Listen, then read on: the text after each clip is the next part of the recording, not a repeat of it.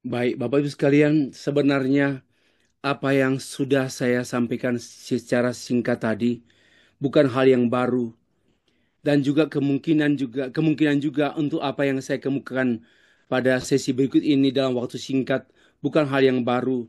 Bapak Ibu tahu, hanya saya menyusunnya saja. Bapak Ibu tahu keadaan keadaan seperti apa dunia ini termasuk gereja, tapi saya menyusunnya. Jadi membantu Bapak Ibu yang sudah tahu, tapi Bapak Ibu juga punya susunan sendiri. Kita memperkaya. Secara khusus saya memberitahukan kepada hamba-hamba Tuhan yang masih muda, apalagi masih mahasiswa S1, kita perlu menghayati betapa sebenarnya satu hal.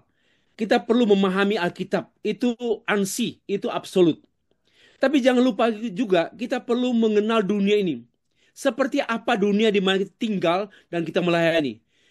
Kalau kita mengerti dunia di mana kita hidup melayani, kita akan semakin kuat passion kita, semakin kuat hasrat kita mengasihi Tuhan karena melihat dunia yang sangat menyedihkan. Itu yang saya ingin kemukakan awal sesi saya yang kedua. Baik, Bapak Ibu sekalian, pada National Seminar on Church Theology, sesi kedua dari tema utama Teologi Sehat, Gereja Sehat di Tengah Dunia yang Sakit. Tadi kita membahas mengenai dunia yang selalu sakit. Kenapa saya katakan selalu sakit? Karena dari abad 1, abad 2, abad-abad, bahkan abad sebelumnya, sampai abad tidak pernah sembuh. Dunia tidak pernah sembuh. Penyakit semakin kronis, semakin bertambah, terus bertambah. Dan penyakit yang saya bincangkan ini lebih parah dari wabah COVID-19. Yaitu mental disease. Penyakit mental. Itu merasuk dan merusak dunia. Dan terus ada, selalu ada. Nah sekarang ternyata gereja pun kena penyakit dunia. Dunia dipengaruhi kuat, gereja dipengaruhi kuat oleh dunia. Kejatuhan dunia menyebabkan juga kejatuhan gereja. Tragis sekali dan sedih sekali. Kok bisa Pak Sefri? Kejatuhan dunia mestinya kan tidak toh. Gereja kan terang dunia. Gereja kan adalah alat gambar garam dan terang dunia. Tapi kenapa dunia lebih kuat pengaruhnya ke gereja? So I'm talking about that. Saya mau bicara tentang itu. Dua, gereja yang jatuh sakit. Gereja yang jatuh sakit. Saya mencantumkan nama itu artinya pertanggungjawaban materi saya. Buat klarifikasi dulu, klarifikasi tema atau judul. Yang saya maksudkan dengan gereja dalam pembahasan ini adalah gereja secara organisasi, organisasional, atau lembaga, atau gereja yang kelihatan. Bukan gereja secara organis, bukan gereja yang hidup, bukan gereja yang sejati. Tapi gereja yang adalah gereja organis, gereja organisasi. GPIB, HKBP, GKRI, GKJW, GBI, itu namanya gereja organisatoris. Tapi saya tidak membicarakan gereja tertentu, tapi gereja secara menyeluruh, gereja secara menyeluruh, dan di dalam gereja itu pasti ada gereja sejati. Pasti ada true church, ada gereja yang sejati. Itu yang saya bahas. Kendati pun demikian, memang betul saya membahas tentang gereja organisatoris, organisasi gereja. Tapi saya tidak melihat penyakit organisasi. I'm not talking about the disease, penyakit, sakit.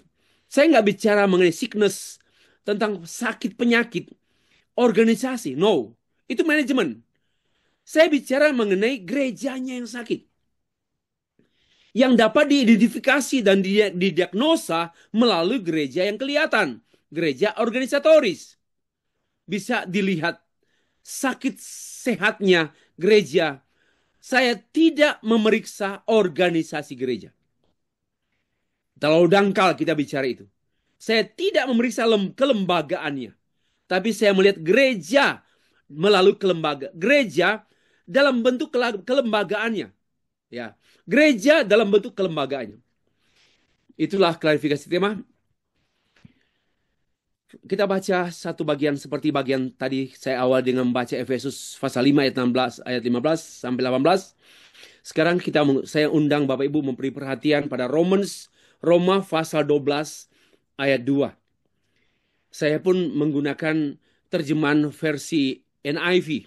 Demikian firman Tuhan yang saya bacakan untuk kita semua. Do not conform any longer to the pattern of this world, but be transformed by the renewing of your mind. Then you will be able to test and approve what God's will is, His good, pleasing, and perfect will. Itulah. Nah, kalau perhatikan Bapak Ibu, yang saya garis bawah di sini, to the pattern of this world. Pattern itu pola dunia. Jangan kamu menjadi sama, jangan lagi, no longer. Jangan lagi kamu menjadi sama dengan pola pikir dunia.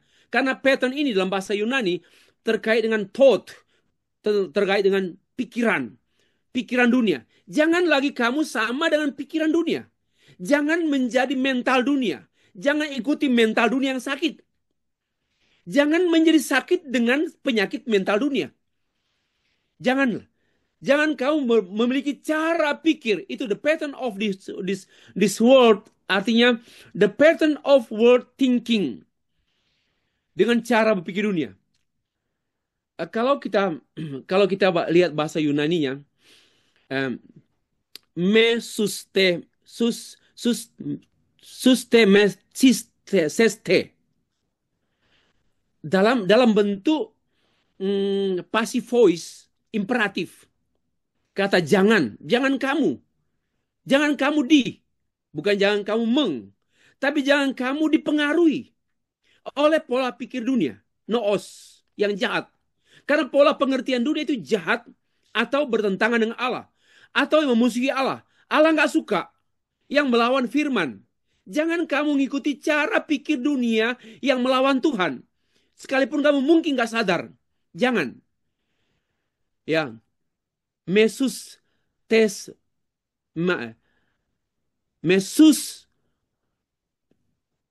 sasti seste. Jangan kamu menjadi sengaja menyemplungkan diri, ikut ambil bagian dari pikiran dunia yang melawan Allah. Bapak Ibu sekalian, saya mengajak kita berpikir mengenai mengapa gereja jatuh sakit. Karena bertolak dari Roma pasal 12 ayat 1 dan 2, khususnya ayat 2. Karena mengikuti cara pikir dunia yang cenderung berlawanan dengan cara pikir Tuhan. Jangan. Mengapa gereja jatuh sakit? 1. Pengaruh dunia lebih kuat terhadap gereja daripada gereja memengaruhi dunia. Pengaruh dunia lebih kuat terhadap gereja. Ironis ya. Seharusnya pengaruh firman lebih kuat kepada gereja. Tapi kenyataannya pengaruh dunia, yaitu pengaruh noos, pengaruh pola pikir dunia yang cenderung jahat, yang lebih kuat memengaruhi gereja ketimbang gereja lebih kuat dipengaruhi firman. Satu hal yang menyedihkan. Kenapa? Karena gereja tidak berteologi. Persoalannya, gereja tidak suka berteologi, lebih suka berpsikologi, lebih suka manajemen, lebih suka hal-hal yang menggunakan apa yang laku di dunia, apa yang trendy di dunia. Ilmu-ilmu sosial diadopsi oleh gereja. Maka itu tidak sadar gereja sedang melawan Allah, tapi tidak sadar. Pengaruh dunia begitu kuat sampai gereja pun menjadi dunia dan duniawi. Keprihatinan Bapak Ibu sekalian. Ini keprihatinan kita. Apa yang saya utarakan ini sebenarnya sama. Bapak Ibu tahu kok. Bukan saya yang tahu. Saya hanya memberitahukan lagi. Gereja-gereja pada masa ini telah berubah berdasarkan ukuran manajemen dunia. Gereja kelihatan semakin maju secara fisik. Namun berdasarkan ukuran Alkitab, gereja semakin jauh dari Alkitab. Perubahan dunia yang sangat cepat telah mengubah gereja. Itu yang komentar saya. Kalau kita berkata bahwa kita mengasihi Tuhan, semestinya kita mengasihi gerejanya. Kita tidak membiarkan gereja kita diubah oleh yang bukan firman Allah. Diubah oleh ilmu-ilmu kontemporer, oleh social science. Karena dianggap oleh sejumlah pendeta itu menarik dan bagus sekali kalau menggembalkan jemaat dengan menggunakan ilmu-ilmu sosial. Ilmu-ilmu sosial yang kadang-kadang saya ilmu-ilmu sial. Bapak Ibu sekalian, tesis saya demikian. Dunia lebih kuat memengaruhi gereja dan dengan worldview-nya daripada gereja memengaruhi dunia dalam segala bidang. Karena itu gereja menjadi lebih serupa dunia daripada dunia serupa gereja.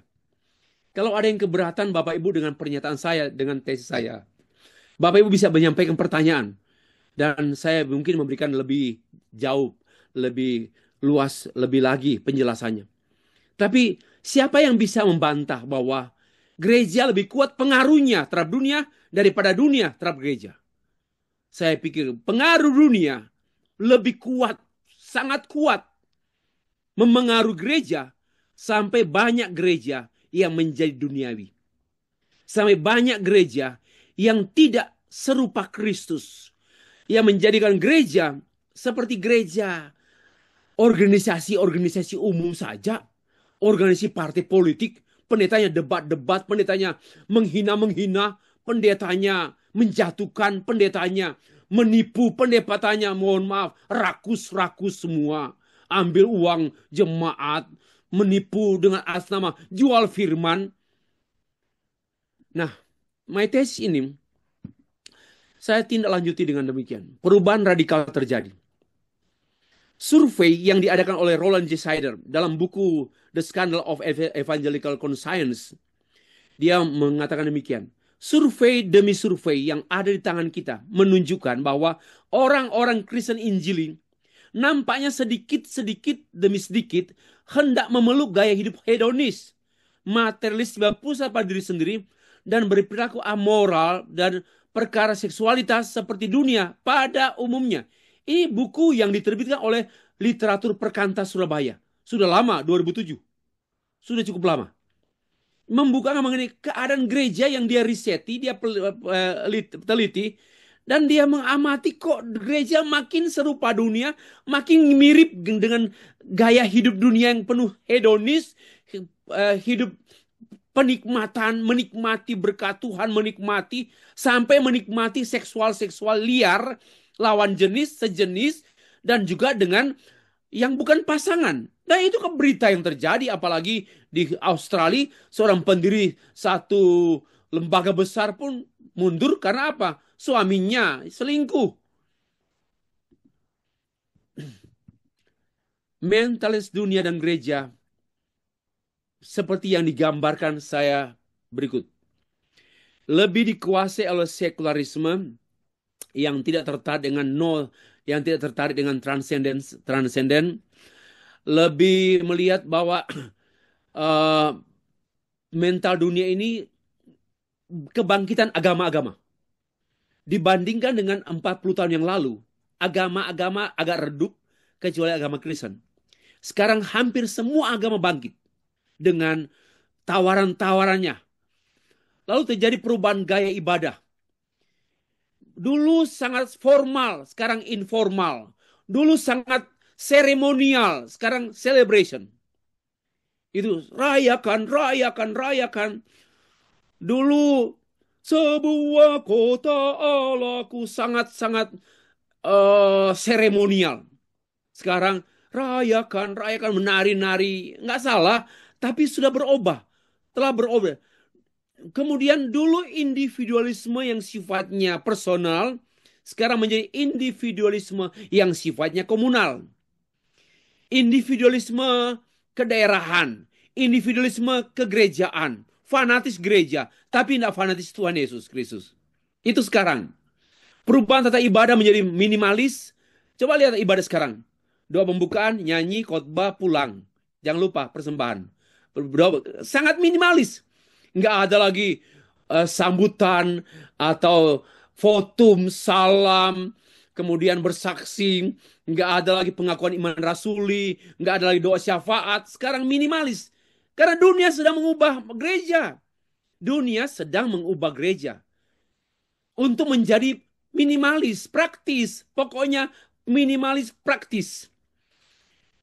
Perubahan khotbah, meninggalkan doktrin, menurunnya keuangan jemaat sehingga pemimpin menjadi kreatif. Bagaimana income gereja diupayakan. Wow, ini sungguh-sungguh. Gereja mirip perusahaan. Gereja menjadi seperti perusahaan-perusahaan jasa.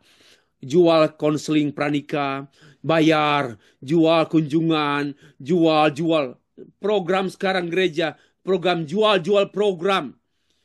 Bukan lagi satu pelayanan pengabdian.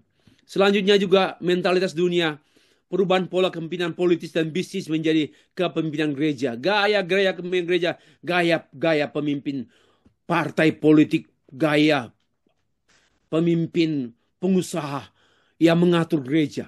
Hati-hati sekali. Dan itu tidak bisa dipungkiri bahwa pola kepemimpinan gereja masa kini sangat banyak dipengaruhi oleh pola perusahaan dan pola kepemimpinan umum, pola kepemimpinan non-gereja.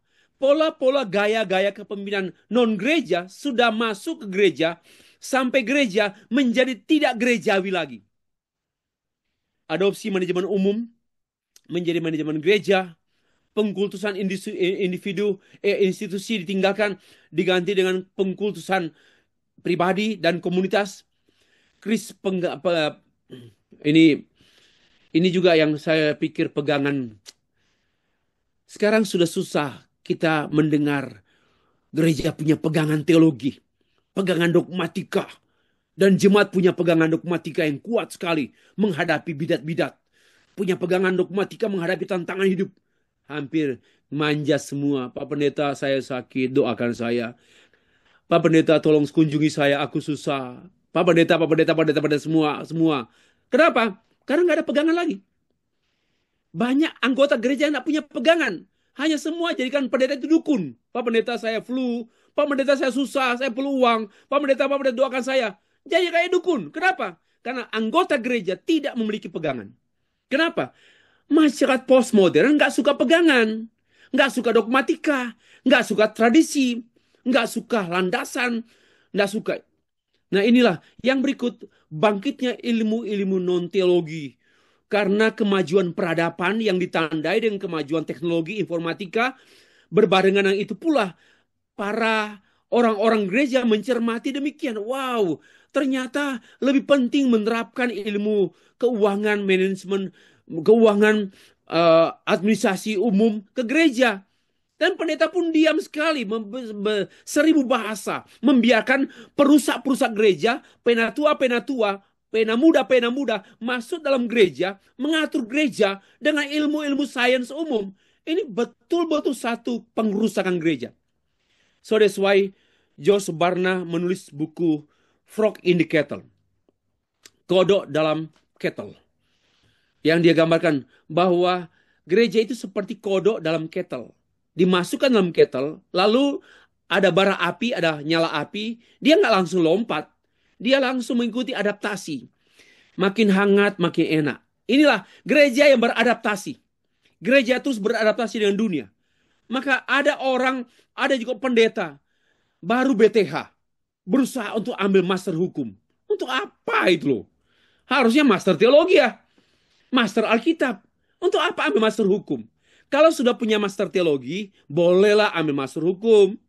Tapi kalau baru STH, langsung ambil master psikologi, master hukum, master antropologi, master aneh. Untuk apa? Dia nggak mendalami firman dan teologi ya gitu loh. Mau pelajari konteks. Teksnya kurang, dia miskin teks. Tapi konteksnya dia kaya. Akhirnya apa? Merusak gereja. Ini keprihatinan. Tanpa sadar, frog in the kettle, terebus. Ya, nggak bisa lagi lompat karena terlalu beradaptasi. Adaptasi dengan politik, adaptasi dengan politik gereja, politik kepemimpinan, politik manajemen, adaptasi dengan cara pengelolaan keuangan non-gereja, adaptasi dengan banyak pola company, pola perusahaan. Diadaptasi. Dan sekarang beradaptasi dengan dunia.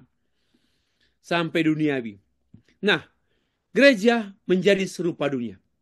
John MacArthur menjelaskan usaha-usaha gereja sekarang ini seperti yang saya baca berikut ini.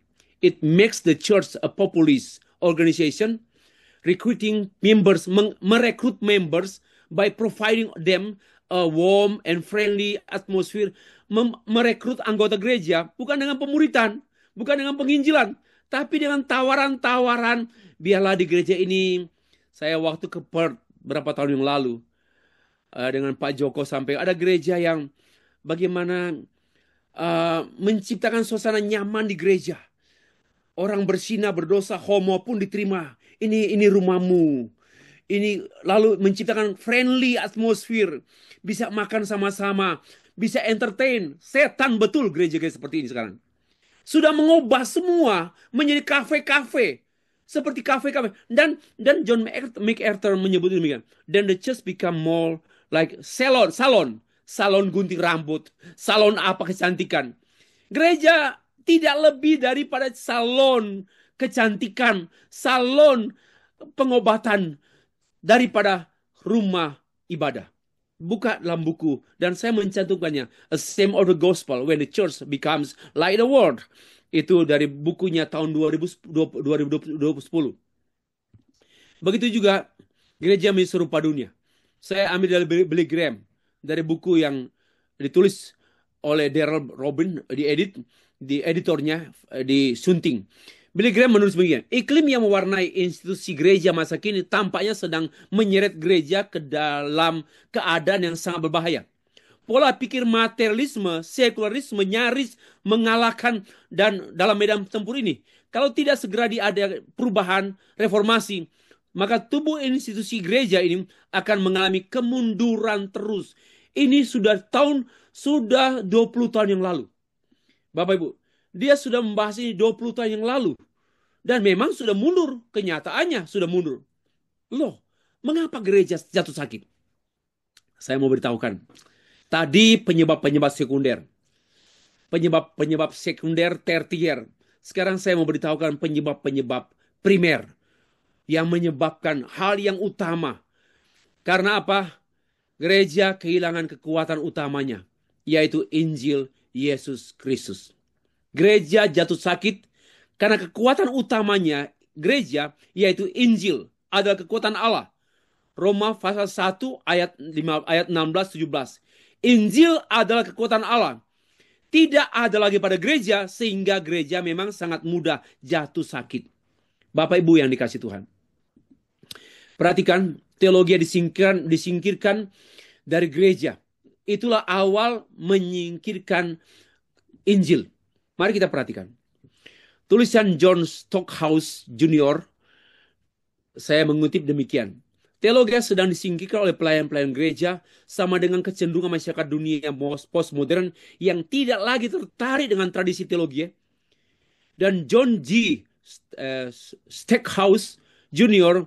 berpendapat juga. So many people in our community today generally are not deeply interested in what Christians have to say theologically and philosophically.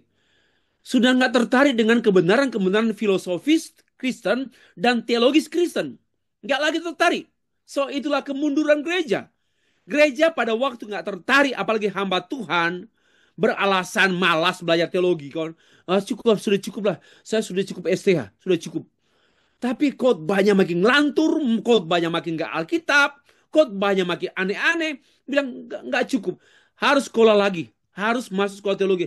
Merendahkan diri dan belajar lagi bagaimana memahami Alkitab. Ini sangat serius kita pikirkan. Yang dipikirkan oleh para pelayan gereja masa kini. Bukan lagi teologi. Bukan filsafat Kristen. Tapi pragmatis. Semua yang namanya pragma, praktis, praksis. Itulah yang dikejar-kejar oleh hamba Tuhan, stres dan putus asa sekarang. Karena tidak maju-maju pelayanannya. Kenapa? Dia cari bentuk pola-pola baru lagi. Dia mencari pola, stres dia.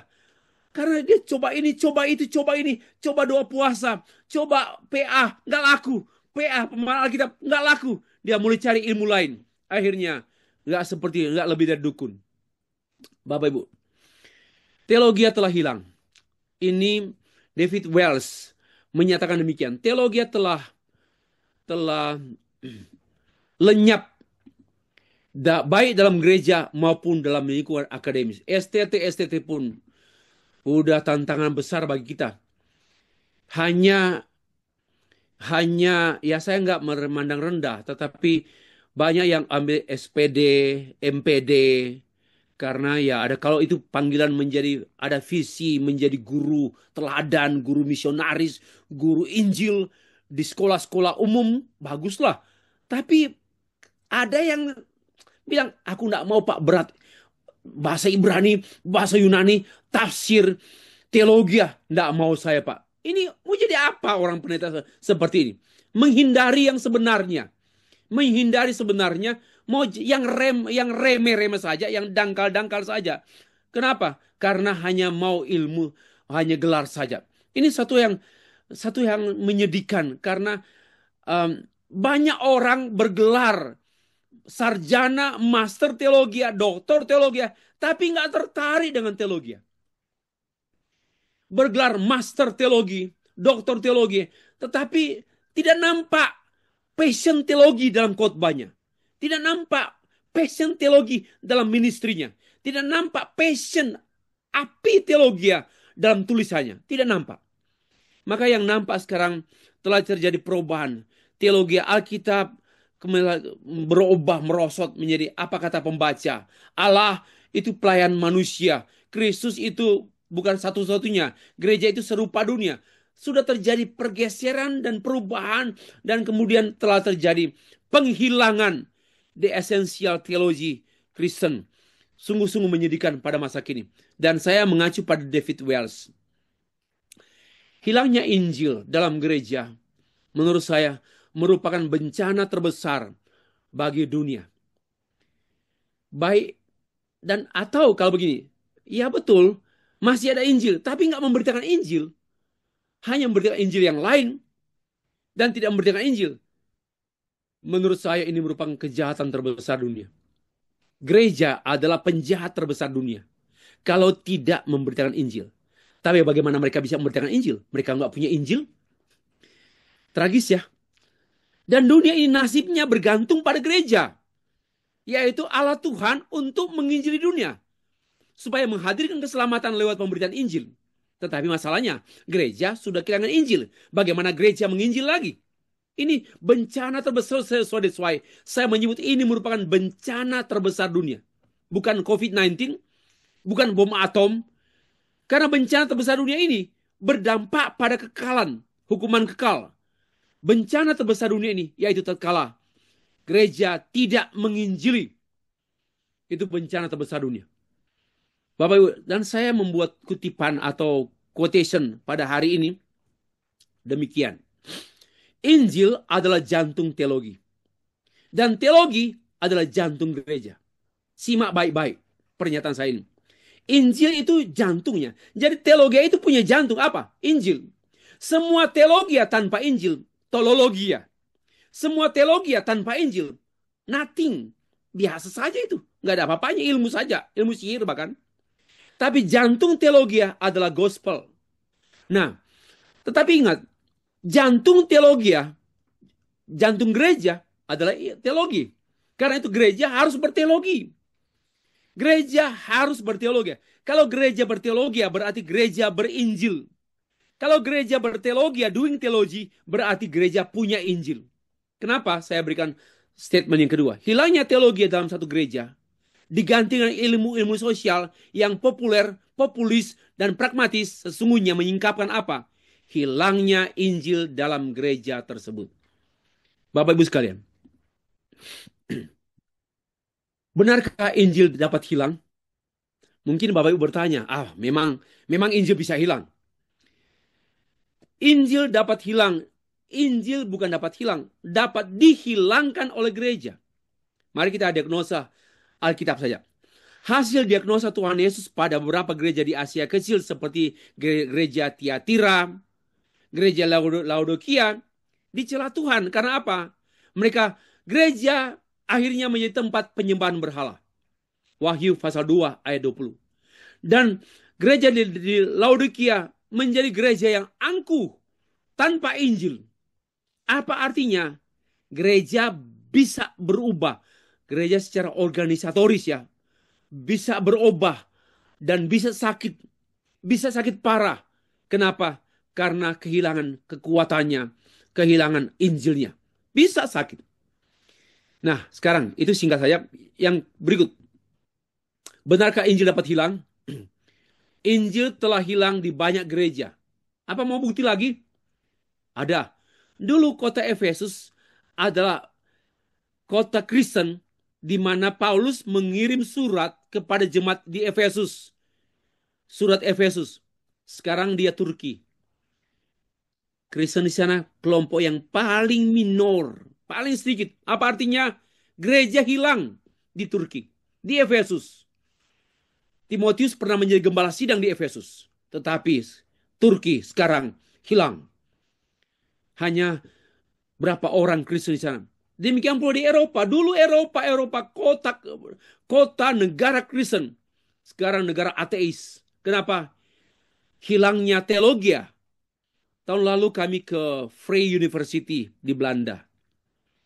Dan Vrije University departemen teologianya akan pindah tempat kuliahnya.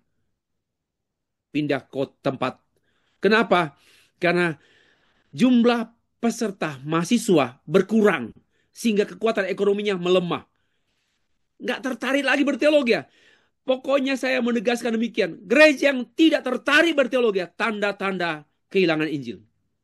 Hamba Tuhan yang tidak bernafsu, bergairah dengan teologi, hamba Tuhan itu sedang mengalami krisis, kehilangan jantungnya teologi. Apa itu? Injil. Gereja di Indonesia pun hasil riset Bilangan Research Center.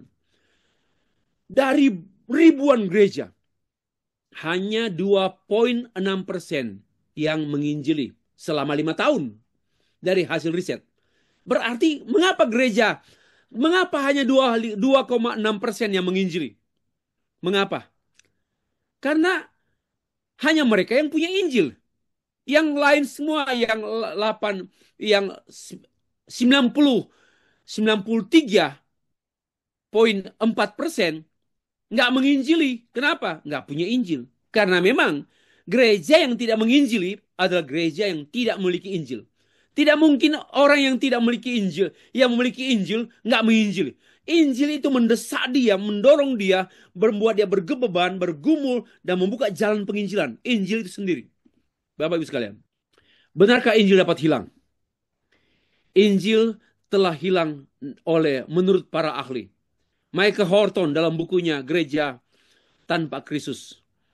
Gereja Tanpa Kristus mengungkapkan banyak gereja tanpa Injil karena tanpa Kristus.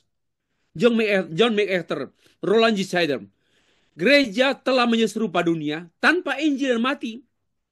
Ini bukan pendapat saya Bapak Ibu. Ini pendapat sejumlah ahli teologi yang sangat kritis pada beberapa tahun terakhir ini.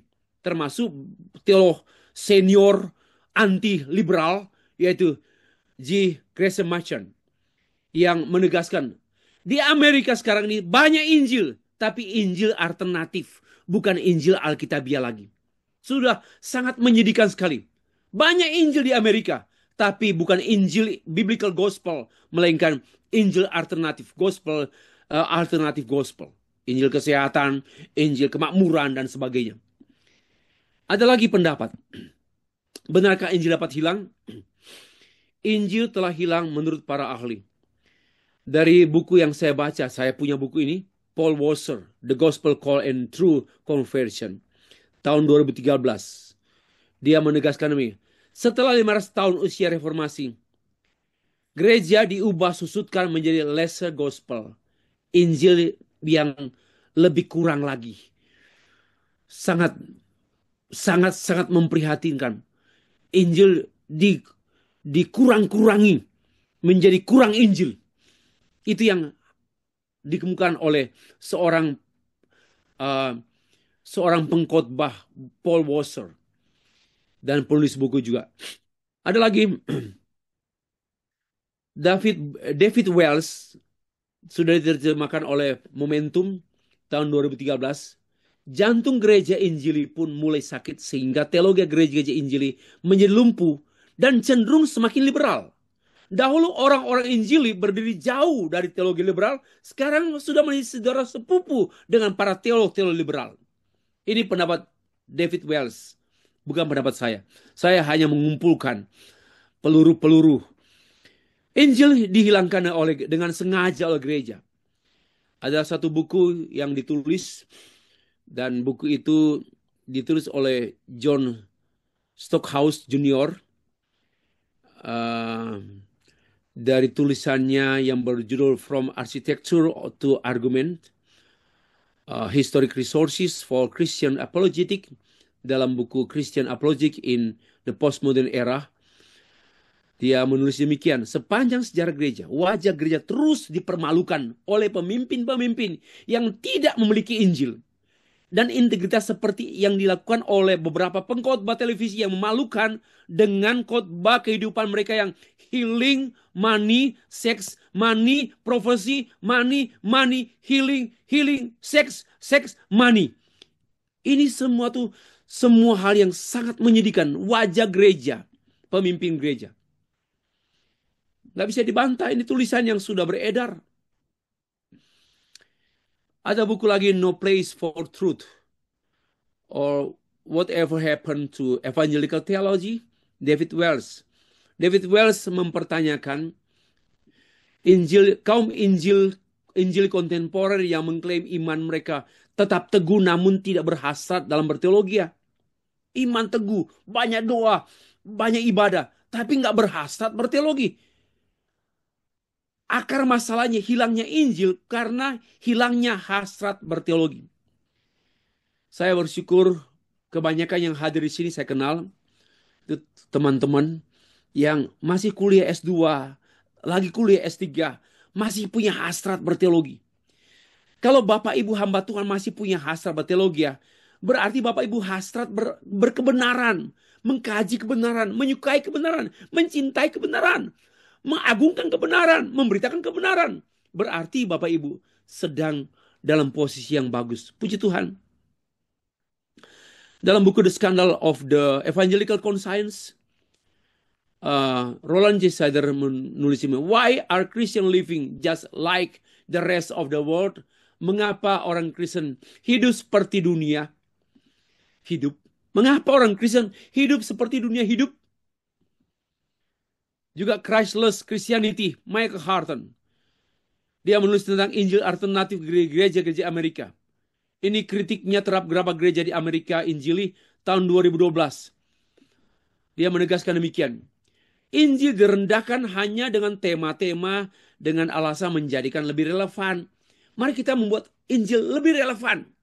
Lalu membuat tema-tema yang sebenarnya mengecilkan Injil. Alasannya membuat Injil lebih relevan, khotbah lebih relevan, pengajaran lebih relevan. Maka Injil diturunkan supaya lebih relevan.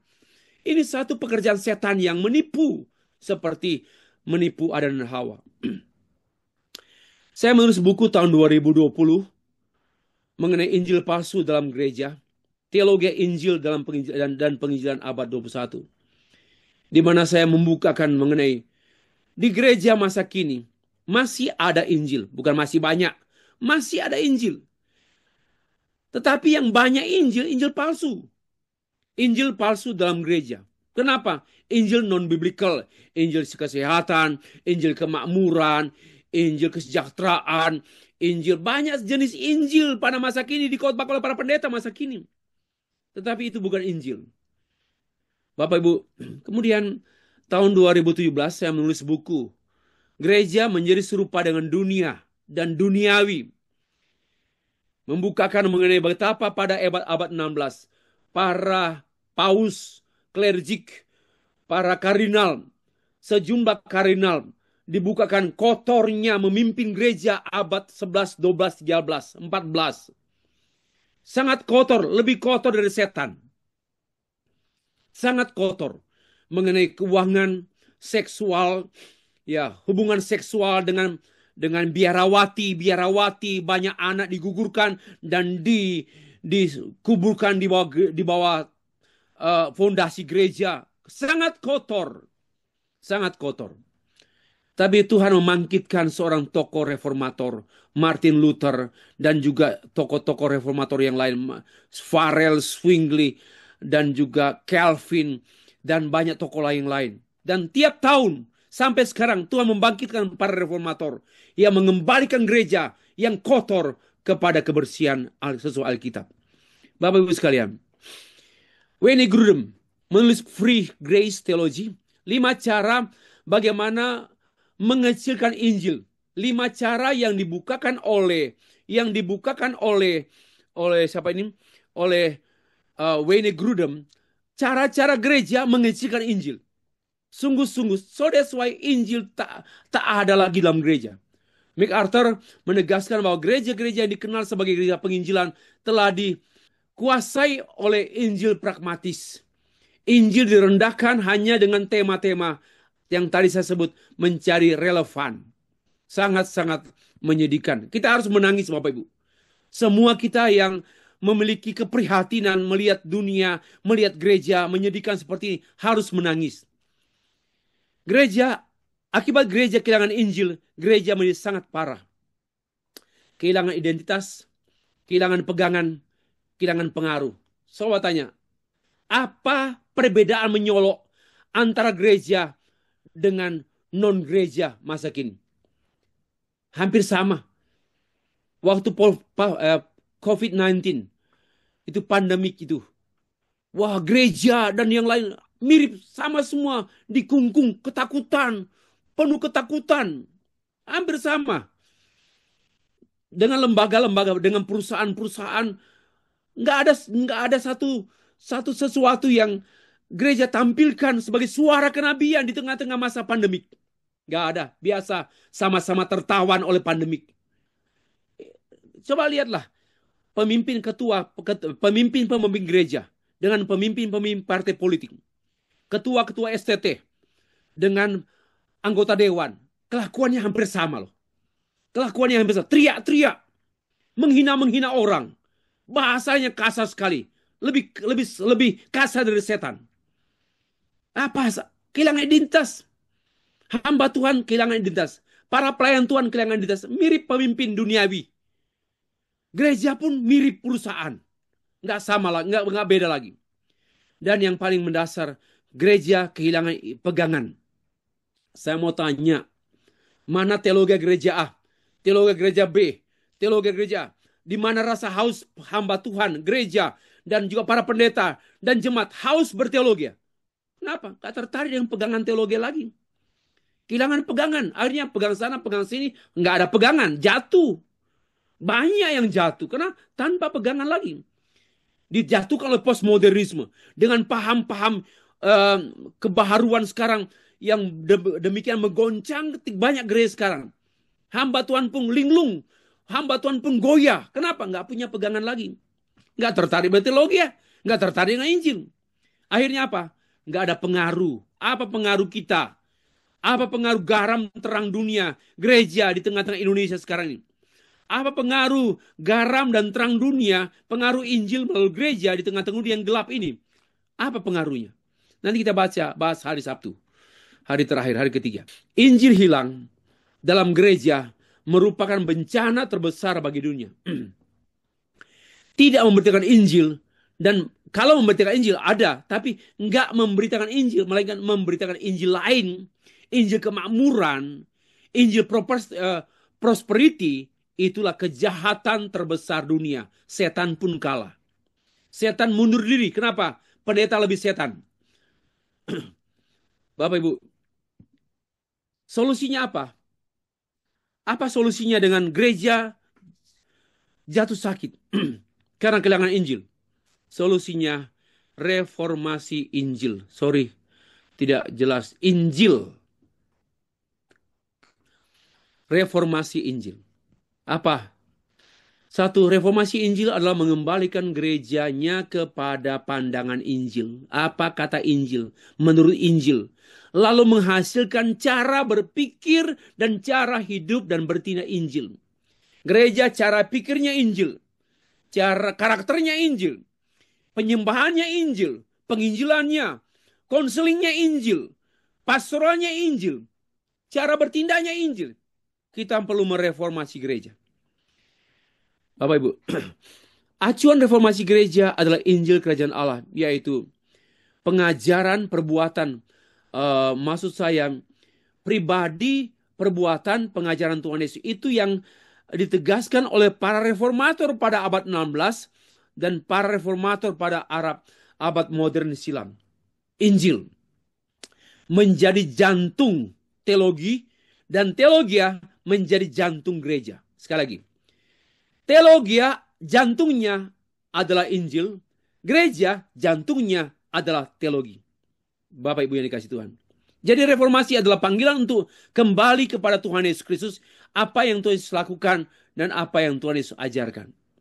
Bapak Ibu, sebagai penutup, kalau begitu Pak, apa langkah kita Pak? Nggak bisa kita mengusulkan, Tuhan aku mau jadi reformator. Enggak. Kita tidak bisa memprogramkan reformasi. Tapi bagi saya, langkah awal yang kita bisa mulai, mari berdoa, mohon belas kasihan Tuhan. Supaya Tuhan kembali menyehatkan gerejanya.